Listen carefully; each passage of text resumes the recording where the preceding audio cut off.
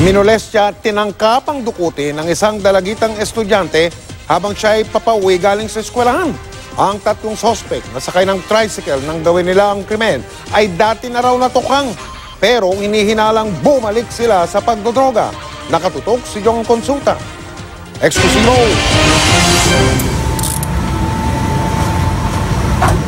Arestado ng Kalumpit Police ang suspect na si William Cantos alias Tuko, 33 taong gulang, matapos siyang ireklamo na nang molesta ng isang 14 anyos na estudyante na pauwi galing eskwelahan. Kasama ang kanyang magulang. Nanginginig na itinuro si Cantos ng biktimang si Rachel, di niya tunay na pangalan. Maya-maya lang, di na napigilan ng ina ng dalagita ang kanyang emosyon sa sobrang galit. Pagbibisyo! Ala kaming kinalaman sa pagbibisyo niyo! Sa ginagawa niyo para yung mga anak ko singilin niyo! Damay niyo sila inyong buhay! Wala ka ba sariling anak! Matapos maaresto si Cantos, sunod na natimbog ng mga pulis ang dalawa pang suspect na kasama ni Cantos sa tricycle.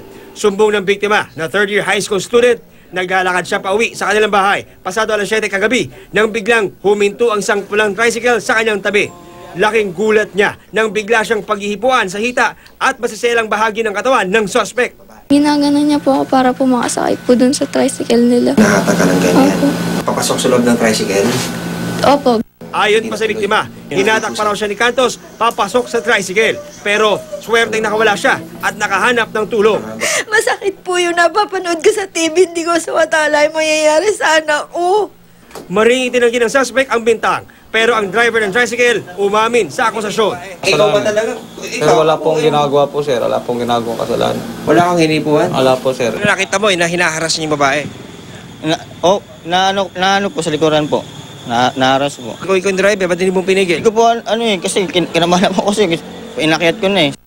Nadiskubre ng Kalumpit Police na sumuko na sa pulis ang tatlo sa Oplan Tokhang. Pero pinaghihin nila ang bumalik muli sa paggamit ng droga. Taga-taga naman namin silang kakasuhan ang sa Republic Act 7610. Baka kilala niyo ito, baka isa sa mga biktima na ayaw nila magsabi o magsalita, pumunta kayo sa aming himpilan para sampahan sila ng kaso. Mula sa Kalumpit, Bulacan, John Consulta, nakatutok, 24 oras.